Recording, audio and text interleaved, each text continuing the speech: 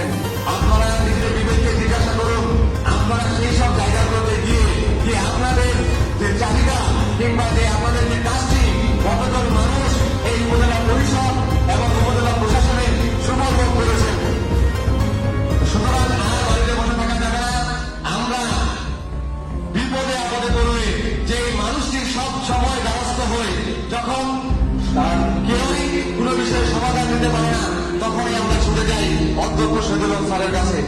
আপনাদের কাছে অনুরোধ, আপনারা আমাদের ছোট ছোট চাওয়া পাওয়া, ওই কন্দন, ওই স্লিপ, এইসব চাওয়াগুলোকে বিসর্জন দিয়ে রানীশঙ্কর উপজেলার আওয়ামী লীগকে শক্তিশালী করার জন্য স্বতঃস্ফূর্তভাবে কাজ করে যেতে হবে এবং আমাদের যেভাবে প্রতিটি ওয়ার্ডে ছুটে গিয়ে ভোটারদের কাছে ভোট ভিক্ষা করে আমাদেরকে জনাব শহীদুল হক স্যারকে জিতিয়ে নিয়ে আসতে হবে।